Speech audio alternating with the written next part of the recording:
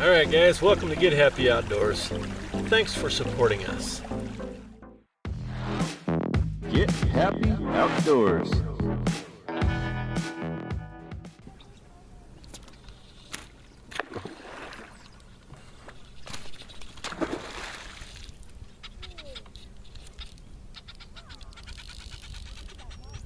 Got that on film.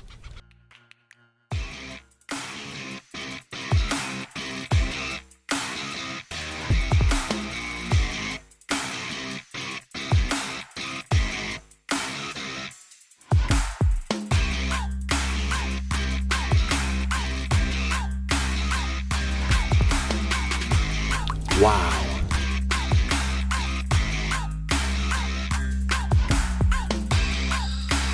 Catching slops.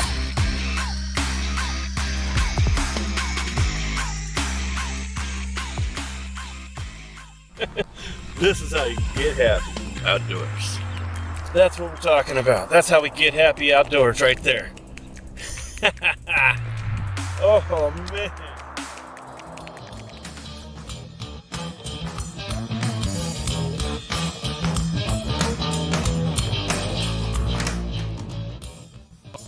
Wow, man.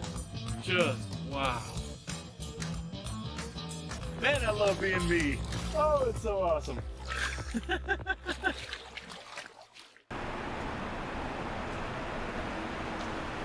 Hey guys. Welcome back to Get Happy Outdoors. I know, it's been a minute since I put up a video, right? Well, you're gonna like this one, especially if you're a dry fly guy. Check it out. So today, doing a video about the Provo River specifically.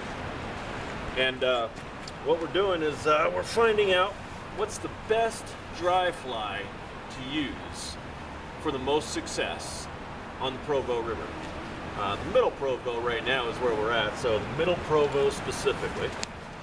And I've come up with a great fly, guys. I've been doing research on the Provo River, the middle Provo specifically, since about June. And trying to discover exactly what would be the best dry fly, what's going to be the most productive dry fly. So since June all the way through to now is November, I think November the 7th, November the 8th. I've tried many different dry flies in my arsenal and finally found the best dry fly you've ever used on the Provo River, and I'm going to share it with you guys on this episode. So in this episode, I'm actually going to show you the fly, and I'm going to show you how it works.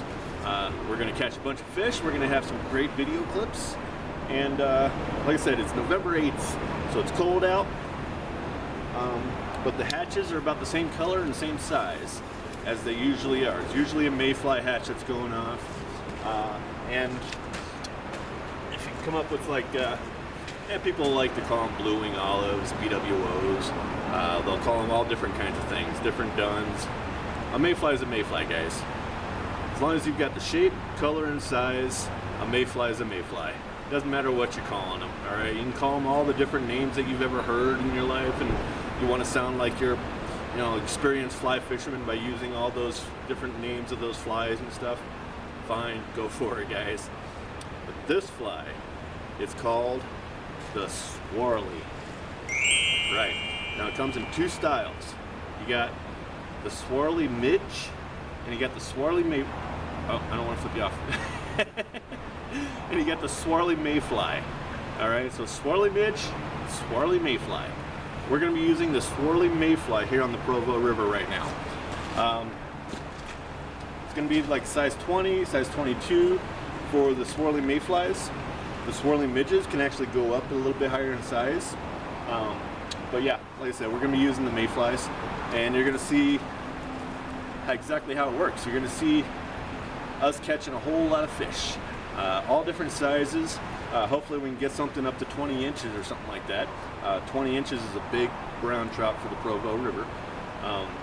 But yeah, most of them are going to be, you know, that 10 to 14 inch range. So yeah, it's going to be a lot of fun, guys. You're going to see a lot of catches here. This is awesome. And I'm going to show you the fly after this. Now, after this video, My next video that I put up, maybe not the next one, but a couple videos down the line or something during this winter, I'll put up an actual video about how to tie this particular fly. You're gonna love it, guys. I want to share all the information with you because the name of the channel is Get Happy Outdoors, and I want you to get happy outdoors. So I'm gonna give this information away for free. There you go.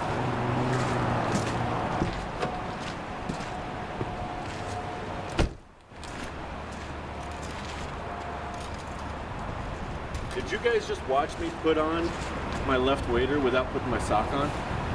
Thanks for mentioning that. Goodness. I knew it felt a little thin down there. These are wader socks. These are like 12 bucks a pair.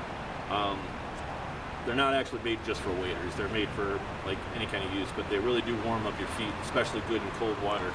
So I just put them on over a thin sock.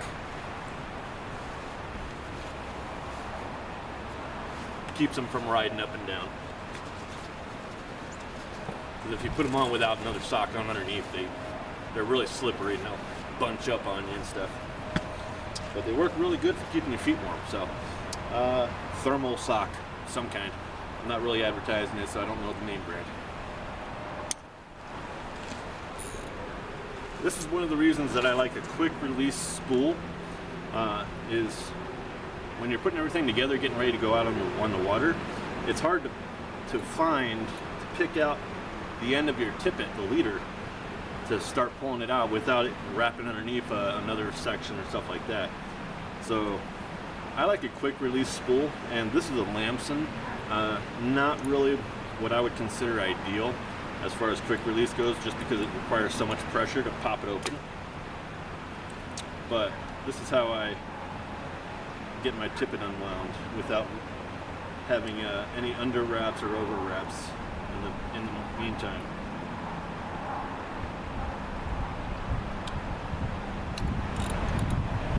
Pop it back in, tighten the drag a bit.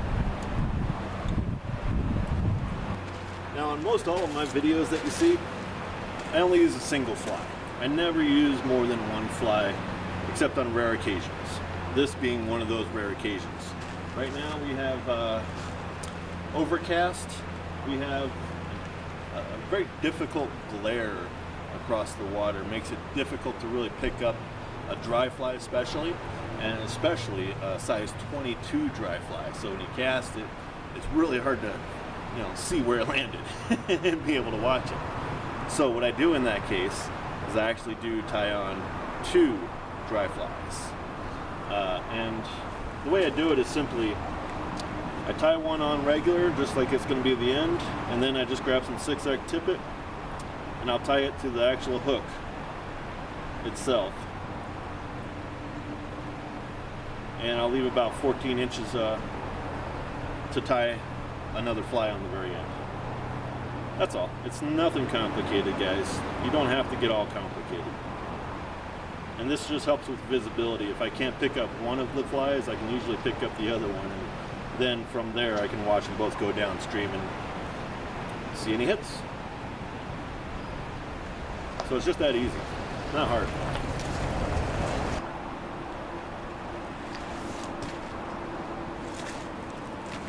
And there you go. So, like I said, 2 fly setup just for visibility's sake. I always prefer to use a single fly, and that's how I am so successful all the time, is because I'm using a single fly. Those people that use 3 flies and stuff like that, the biggest fish, they know what's going on. When they see 3 flies in a line like that, they won't grab them, or at least not from what I'm familiar with. But with this guy, with this particular setup here, 2 flies that are size 22s, 14 inches apart, are going to be very natural looking. As far as the hatch goes. So for visibility's sake, it's actually a good thing to use 2 flies on little tiny dry flies like these.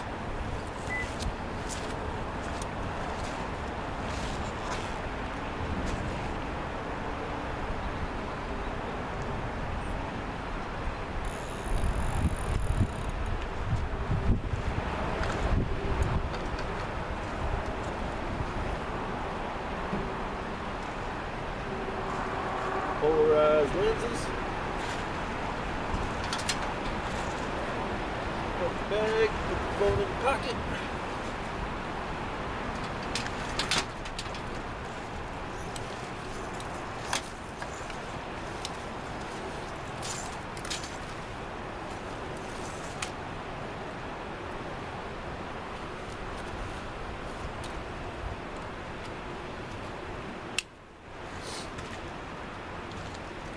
We're ready to go. Let's get happy, guys. All right, let's try the swirly.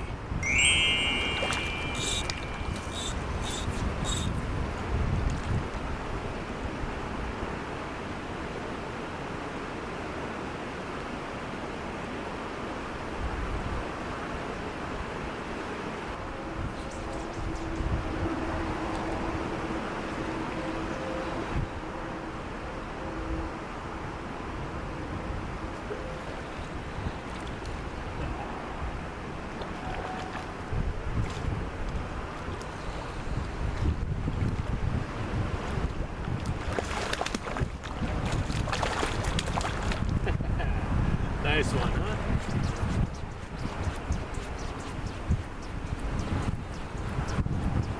Even when the hatch is over and they're not really taking dry flies too much, this fly still works.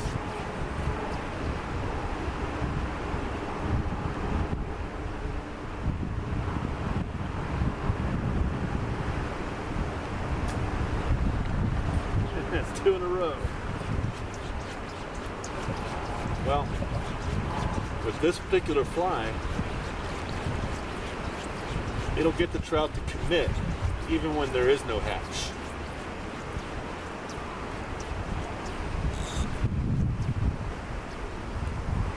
Like right now.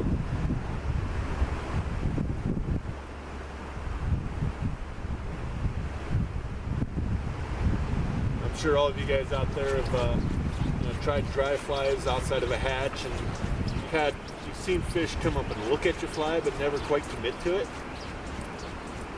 The swirly is the fly that they actually commit to. If they look at it, they grab it.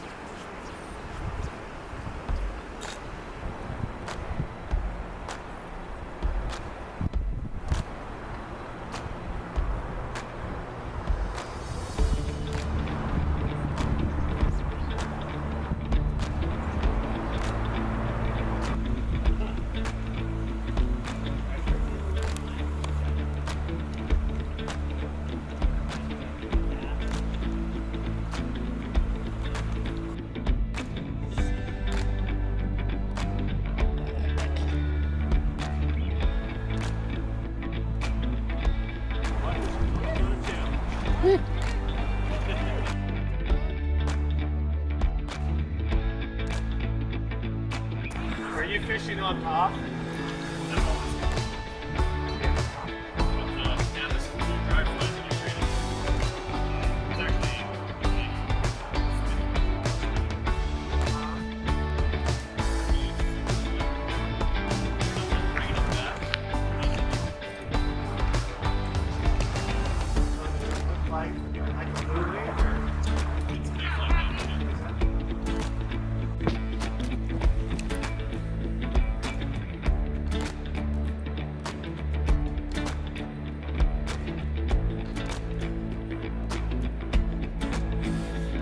What makes this fly so good is the way it sits on the water.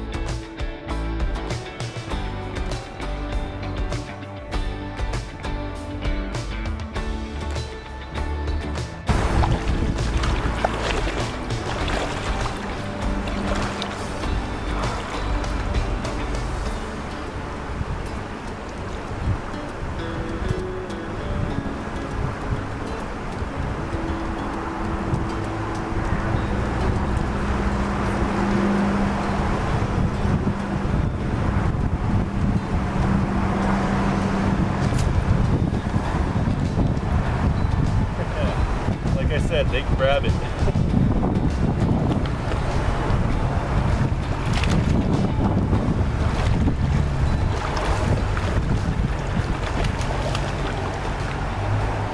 It's just too convincing. It's the way it sits on the water, nice low profile. It's just a super convincing fly for the most selective fish, like this one right here. Big fatso like that. That's a very selective fish, and the swirly works for it.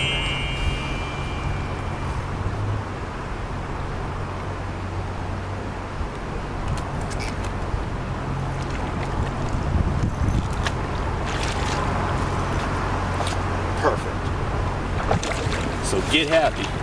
This fly is coming out hopefully by ice off in 2023. It'll be available locally, but I'm not going to provide it online on the internet because I just can't keep up with demand, guys. I wish I could. I really wish I could, but I just can't sell it online because I can't keep up with the demand. So it's going to have to be a locally sold fly. I'm going to sell it myself locally here at the Provo River, the middle Provo. You'll see me out here maybe a couple days a week, just sitting, tying flies. Come on up. I'll have plenty of them for you to buy. All right? Other than that, I might sell them to a few of the retail stores out here, maybe a few of the guides. So they might be available through them as well. All right? Till then, guys, get happy outdoors. You bet.